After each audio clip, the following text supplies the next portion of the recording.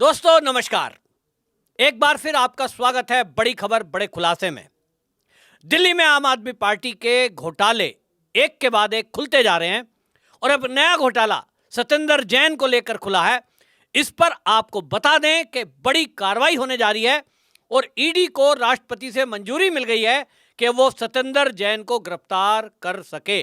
आपको याद होगा सत्येंद्र जैन के ऊपर शेल कंपनियों के जरिए करोड़ों रुपए लेने का आरोप था, जिसके बारे में वो कोई जवाब नहीं दे रहे थे। और ईडी ने जब कोर्ट में सारा प्रस्तुत किया, डाटा प्रस्तुत करने के बाद जब कोर्ट ने पूछा ईडी से कि वो पैसे कहाँ हैं, तो उन्होंने बताया कि ये जो पैसा है सत्येंद्र जैन ने वो जमीन में इन्वेस्ट कर दिया है, यानी उसकी जमीन खरीद ली है।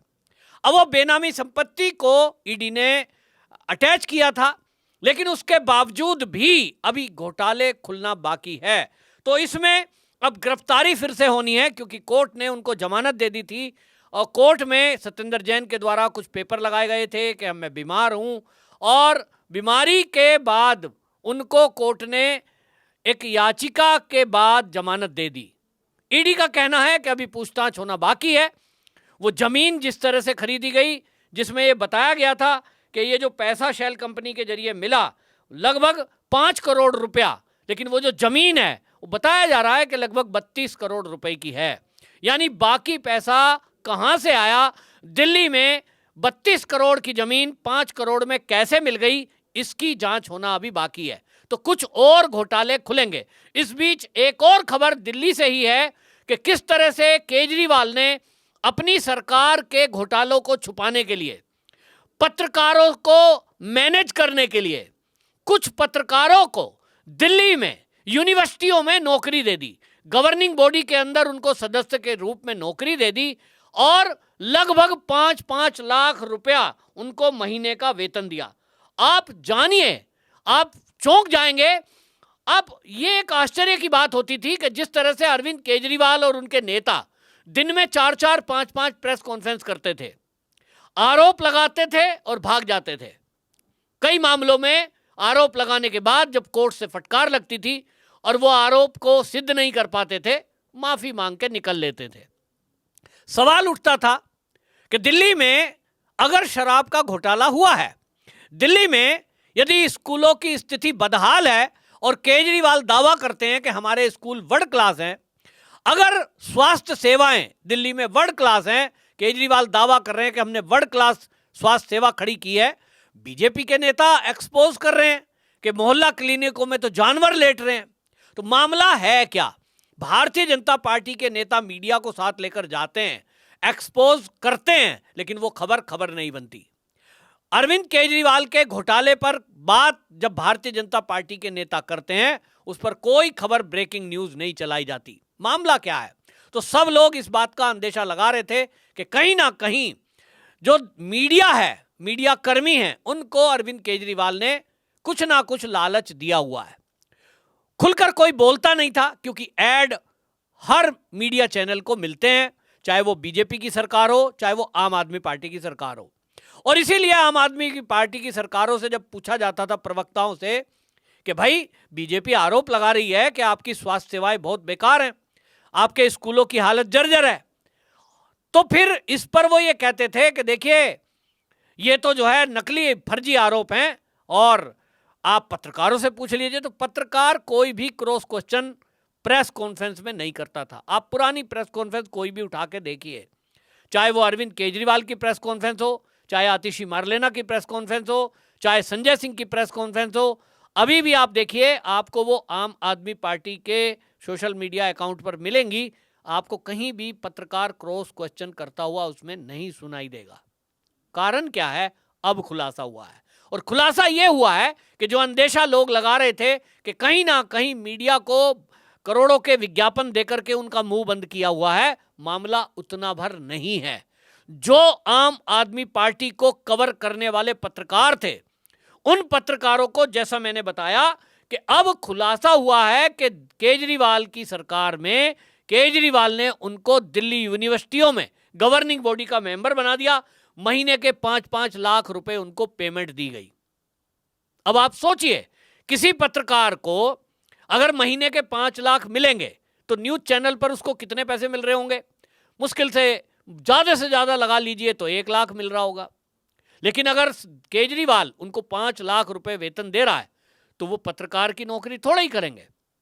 चैनल छोड़ दिए गए और उसके बाद वो आम आदमी पार्टी के प्रवक्ता बन गए। और इसीलिए आपने देखा है कि आम आदमी पार्टी के प्रवक्ता लगातार कई पत्रकार बनते हुए दिखाई दिए।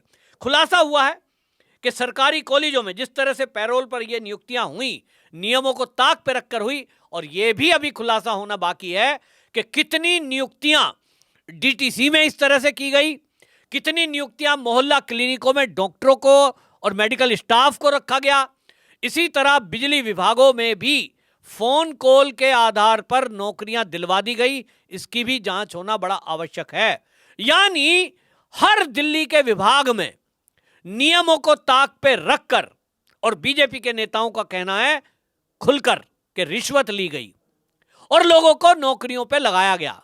बस मार्शल जो रखे गए थे उनमें भी मोटा घोटाला हुआ, उसमें भी पैसे लिए गए, उनको तनख्वाह नहीं मिली, लेकिन उनको यह कहकर रखा गया था कि हम आपको परमानेंट कर देंगे।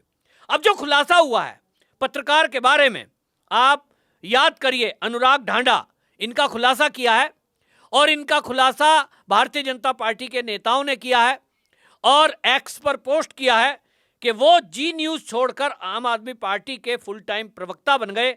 जब वो नौकरी करते थे जी न्यूज में, थोड़ा सा उनका वेतन था, लेकिन उनको शहीद Sukhdev college business of studies में उनको वहां गवर्निंग बॉडी का सदस्य बना दिया गया और उनको 4.5 लाख रुपए की पेमेंट दी गई।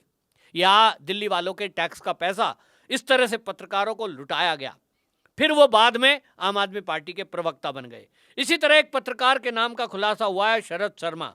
ये एनडीटीवी से थे, ये कमला नेहरू कॉलेज में इनको गवर्निंग बॉडी का सदस्य बना दिया गया और इनको भी इसी तरह का वेतन दिया गया। ऐसा दावा भारतीय जनता पार्टी के नेताओं का है।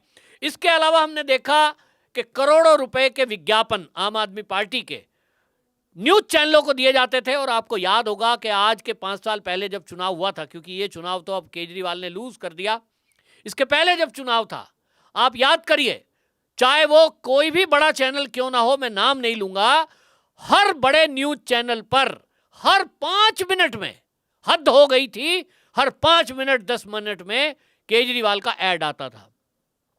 वो दिल्ली के लोगों को संबोधित कर रहे हैं, वो प्रेस कॉन्फ्रेंस कर रहे हैं। जनता पक गई थी कि यार क्या हो गया, केजरीवाल का ही चेहरा दिखाई दे रहा है। इतना ही नहीं, देश के हर राज्य में जहां भी चुनाव हुए वहां बड़े बड़े लाखों रुपए के ऐड फ्रंट पेज पर अखबारों के दिए गए। ये पता लग रहा है कि दिल्ली की जनता के पैसे को किस तरह से लुटाया गया। अगर इनसे कोई सवाल करे तो कहते थे केंद्र सरकार का बजट देखिए, उनसे भी तो पूछिए, योगी जी की सरकार का बजट देखिए, उनसे भी तो पूछिए। अरे भाई, उत्तर प्रदेश हो या मध्य प्रदेश, राजस्थान हो या महाराष्ट्र, वो पूर्ण राज्य है और बड़ा राज्य है, उसका बजट अरबों रुपए आपसे एक्स्ट्रा है।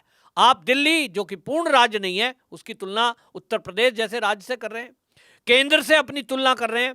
मोदी जी से तुलना केजरीवाल की जाती थी कि मोदी जी भी तो प्राइवेट प्लेन में चलते हैं। अरे भाई, वो देश के प्रधानमंत्री हैं, उनकी सुरक्षा के मानक अपने तय हैं, और आप एक अर्ध राज्य यानी यूनियन टेरिटरी के मुख्यमंत्री हैं, आप कैसे तुलना कर सकते हो। लेकिन इन लोगों ने सारे नियम कायदे कानून तोड़ दिए। और सत्येंद्र जैन, अब आप सोचिए, शेल कंपनी बनाते हैं, वो कंपनियों का खुलासा हुआ है, उसमें Prayas, info solution, Akinchan developer, Mangalayatan project, ये सारी कंपनियों के नाम खुले हैं। वहीं दूसरी तरफ इनकी आवाज जो उठाने चाहिए थे, जिनको वो पत्रकार और न्यूज चैनल, अखबार, जिनको केजरीवाल के खुलासों को एक्सपोज करना चाहिए था, जिनको क्रॉस क्वेश्चन करना चाहिए था कि जी भारतीय जनता पार्टी के नेता अगर आपको एक्सपोज कर रहे हैं कि दिल्ली की जनता को गंदा पानी मिल रहा है, इस पर जवाब दीजिए। वो दावा कर रहे हैं कि दिल्ली का स्वास्थ्य सेवा बहुत बुरी तरह प्रभावित है, लेकिन कभी भी किसी भी न्यूज चैनल ने, एक आध चैनल को अगर छोड़ दें, किसी भी चैनल ने मोहल्ला क्लिनिक में लेटे हुए जानवर, वो दृश्य दिखाया ही नहीं। अब पता लग रहा है कि उसके पीछे क्या मैनेजमेंट था, उनको क्या दिया गया था, जिसके कारण केजरीवाल कभी एक्सपोज नहीं हो पाए। और हम ये भी देखते हैं कि भारतीय जनता पार्टी की जिन राज्यों में चुना सरकार है, जैसे कि योगी जी यूपी में है, अगर वहां किसी भी उत्तर प्रदेश के एक कोने में कोई दुर्घटना घटना हो जाए, कोई अपराध हो जाए, तत्काल ये सारा मीडिया मधुमक्खी की तरह वहां पर घेरता है उनको। जवाब दो योगी जी, क्या हो रहा है योगी के राज में, लॉ एंड ऑर्डर सिचुएशन खराब है, इस तरह का जवाब मांगा जाता था।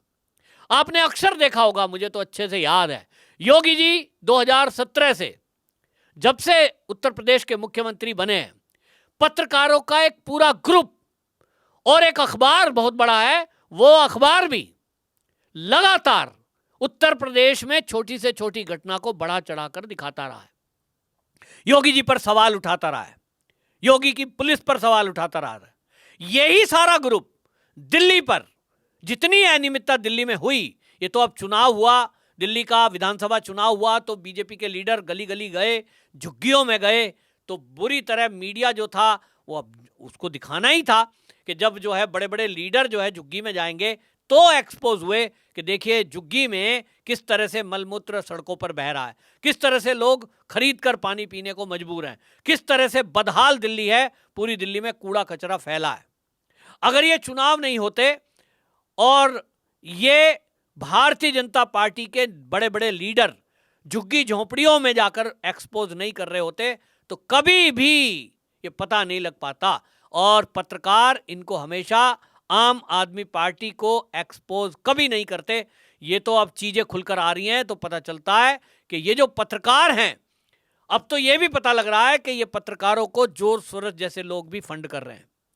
इसका मतलब ये हुआ कि दिल्ली में या देश के अंदर भारतीय जनता पार्टी की सरकार ना बने, आम आदमी पार्टी और कांग्रेस की सरकार ही जगह जगह बने, ताकि देश विरोधी एजेंडा चलाने वालों को अपना एजेंडा चलाने में आसानी रहे। इसीलिए वो लोग कई बड़े बड़े हस्तियों को, पत्रकारों को, कलाकारों को मोटा फंड जोर सोरस की कई एनजीओ की मार्फत दिया जा रहा था। अब चीजें एक एक करके खुल रही हैं तो देश की जनता को समझ में आ रहा है कि किस तरह से एक मकड़ जाल जो होता है, मकड़ी के जाल की तरह, उस तरह का बुन दिया गया था। और इसी के कारण केजरीवाल को जो ये सीट मिली है आज 24 के करीब दिल्ली में, ये ना मिलती अगर ये मीडिया मैनेजमेंट इनका ना होता। बहरहाल ये तो खुलासा हो ही चुका है, लेकिन मैं इस वीडियो के माध्यम से ये कहना चाहता हूं दिल्ली के एलजी को और भारतीय जनता पार्टी के नेताओं को कि वो सत्ता में आने के बाद, यानी शपथ ग्रहण समारोह के बाद जब सरकार का गठन हो जाएगा, उनको ये चाहिए कि दिल्ली में पिछले 11 साल में केजरीवाल सरकार में जितनी भी नियुक्तियां हुई हैं उनकी अच्छे से जांच कराए तो पता चलेगा कि दिल्ली का कोई विभाग ऐसा छूटा नहीं है जहां इन्होंने इस तरह से नियमों को ताक पे रखकर नौकरियां ना दी हों। और उसमें भाई भतीजावाद खुलकर चला है, उसमें पैसे की बंदरबांट खुल के हुई है, रिश्वतखोरी हुई है, और ऐसे सभी लोगों को नौकरियों से बाहर किया जाए, दिल्ली के लोगों को नौकरियां दी जाए। मेरे पास तो खबर यह भी है कि जो रोहिंग्या बांग्लादेशी घुसपैठिए हैं उनके बच्चों तक को केजरीवाल की सरकार में नौकरियां दे दी गई थी, बड़ी संख्या में बस मार्शल के रूप में और अन्य कई जगह। तो यह भी एक जांच का विषय है, देखना होगा। लेकिन इतना जरूर है कि चाटुकारिता करने वाले पत्रकार, उनका खुलासा हो गया है। आने वाले दिनों में ये भी लोग एक्सपोज होंगे कि किस तरह से मोटा पैसा और विज्ञापन लेकर ये केजरीवाल की बड़ाई करते थे और भारतीय जनता पार्टी के नेताओं की आवाज को दबाने का काम करते थे। आपकी क्या राय है कि ऐसे लोगों के खिलाफ क्या होना चाहिए, और आप क्या समझते हैं कि ऐसे पत्रकारों को क्या कह सकते हैं? अपना राय कमेंट बॉक्स में लिखें, वीडियो को शेयर करें। वंदे मातरम।